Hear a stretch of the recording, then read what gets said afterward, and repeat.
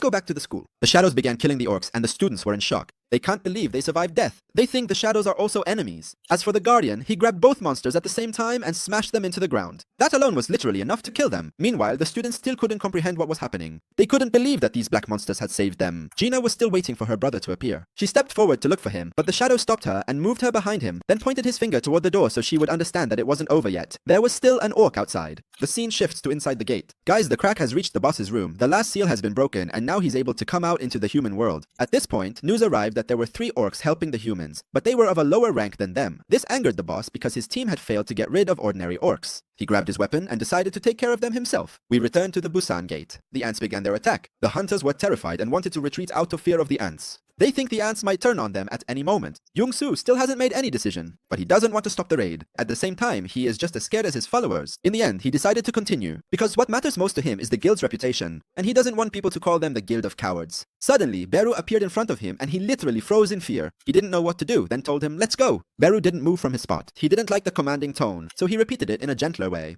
"Shall we go?" And in the blink of an eye, he disappeared. Before Young-soo could turn around, he came back again, threw something from his hand, and left once more. The hunters gathered around the leader to check on him and asked, "Are we going to follow them?" He told them, yes. And when they looked down, they found the head of the zombie squad leader at their feet. He was the strongest among them, and Pyro took him down in less than a second. Young-soo got excited, since these remains could fetch a huge fortune if sold. Then he asked his followers who among them wanted to continue. He was surprised to find that everyone else had moved ahead, and he was the last one. Let's go back to the school. The shadow was struggling this time since the opponent was the orc leader. He boasted about the number of tattoos on his body, as each one symbolized a victim. Jin-Woo's shadows kept regenerating, and the leader was enjoying tearing them apart. As for them, all they could do was block his blade with their bodies, trying to delay him as much as possible. No matter what, the shadows kept regenerating. The leader started to get annoyed and asked them, "Is there no limit to your regeneration?" But what really bothered him was a voice inside his head commanding him to kill the humans. And these shadows were delaying him, making that voice grow stronger and causing him pain inside his head. That's why he decided to get rid of the girl, since she was the source of these shadows. He ordered his soldiers to attack them, planning to take advantage of the shadows' pause to regenerate so he could attack the girl. And indeed, the shadows became occupied with the soldiers. The students sensed the danger and retreated backward. At that moment, the leader managed to reach her. He grabbed her by the head and lifted her into the air. He told her, "I was right, the magical energy is emanating from you."